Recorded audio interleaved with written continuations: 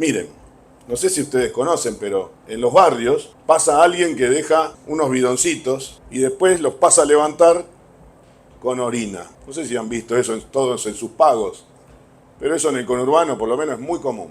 Entonces, en las puertas de las casas hay bidoncitos con orina. Después que se lleva el bidoncito, a esa vecina colaborativa le da un regalito de algo de plástico, de un tupper, un regalo de ese estilo, es como un canje. Pero de eso se ve masivamente por todo el conurbano. ¿A dónde va esa orina? A transformarse en perfumes, en opciones de la industria química o de medicamentos, en cuestiones que hacen a la veterinaria. ¿Eso es bioeconomía o me equivoco? Circular. Eso es economía circular. ¿Qué pasaría si en esos millones de hogares fuésemos capaces de recoger de la misma manera el aceite de uso doméstico para, mediante algún proceso de innovación tecnológico que seguro ya está creado, darle nuevamente la utilidad que se le da, por ejemplo, a la orina? No sé cuántos de los que están acá conozcan el conurbano, el tercer cordón del conurbano. Levanten la mano, por favor, para ver qué audiencia, qué concurrencia, qué perfil. Bien, casi estaríamos mitad y mitad.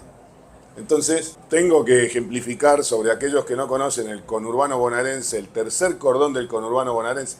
Cada capa de esas que contaba Pablo, de cómo se ha ido construyendo este conurbano, tiene un perfil, una realidad distinta a la otra. A medida que te alejas de la capital federal, la pobreza va creciendo, la decadencia también, y hay conflictos distintos a los que hay en los otros dos cordones cercanos a la capital. El tercer cordón del conurbano es justamente, hasta ahora ha sido la frontera conflictiva entre lo urbano y lo rural. Y de manera anárquica, lo urbano va cayendo sobre lo rural.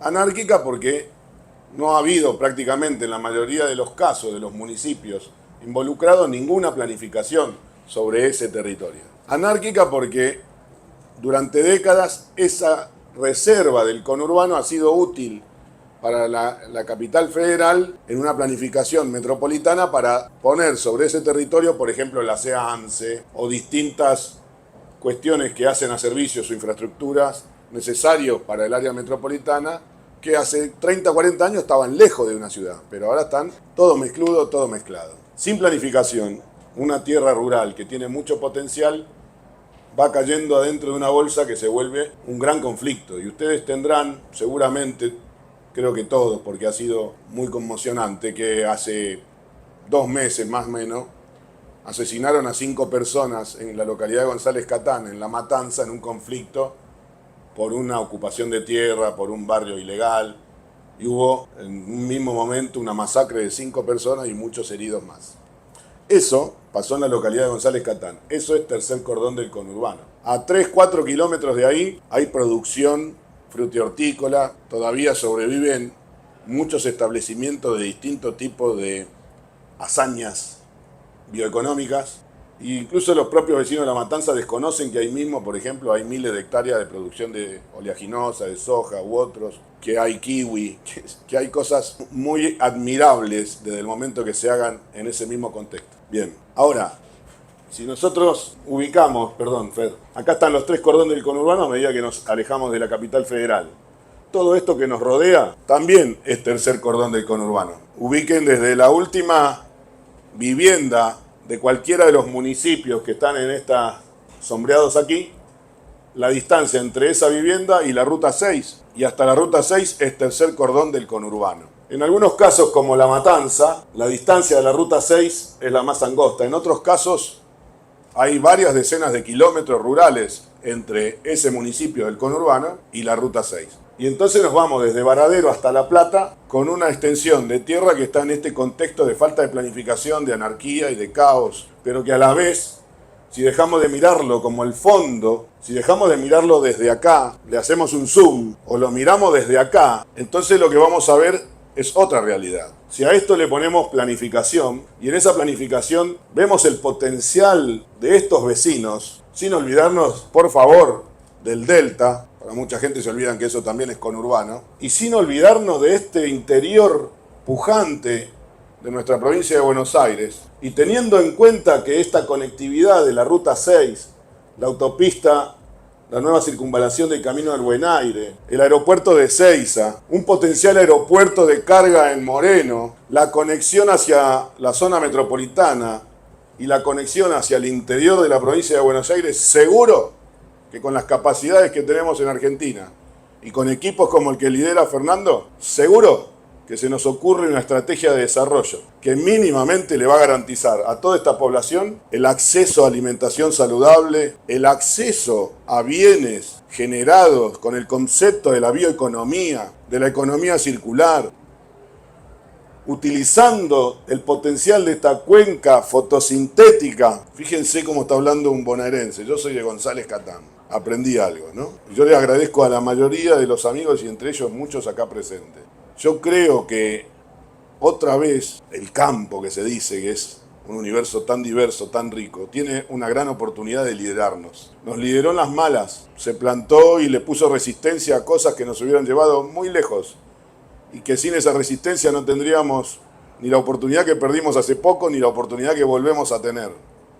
Hoy todavía se sigue cosechando como país, como ciudad, como ciudadanía, lo que el campo supo sembrar con unos valores enormes y a los que nos sumamos un montón. Esa fue por la negativa, porque era defensiva, era para defendernos. Hoy hay una oportunidad por la positiva y yo quiero dejar claro acá, si nosotros cambiamos esta realidad, no estamos cambiando la realidad solamente de estos vecinos. Estamos cambiando la Argentina, porque esta es una espada de Damocles sobre las posibilidades de futuro del país en su conjunto, porque el hacinamiento, la pobreza, las necesidades, el atraso de esta población, que cuesta no solamente muerte, sino esperanza, sueños, autoestima, esta realidad se utiliza para jodernos la vida al 100% de los argentinos. Entonces, más allá de las batallas políticas que se libren al interior de estos territorios, nosotros le podemos aportar una visión de libertad integral, de desarrollo pleno. Y yo creo que nada más y nada menos que la bioeconomía es quien tiene que liderar este proceso. Y celebro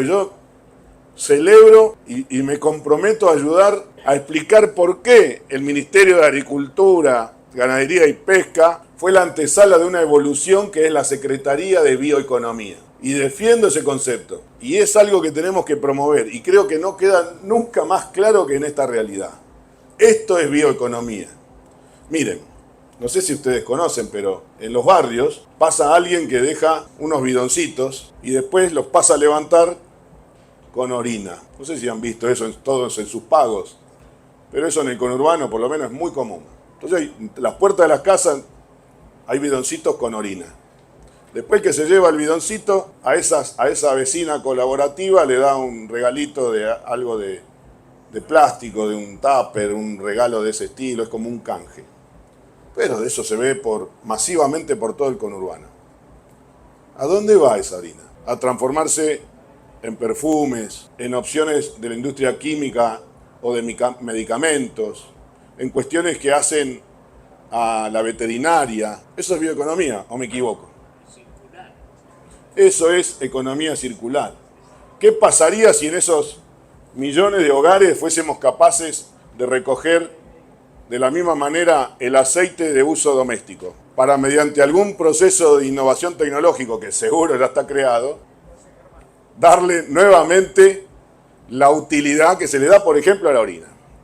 Entonces, yo uso ejemplos urbanos, así, sencillos, para el que el vecino entienda lo que es la bioeconomía. No voy a venir acá a explicarle a ustedes lo que es la bioeconomía.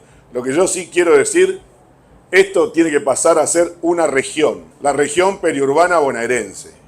Tiene que ser política pública, la tiene que liderar el equipo de Fernando. Y tenemos que poner ahí a todo el aparato estatal, a todo el aparato privado, a todas las redes que tengamos, a pensar cada uno desde su lugar.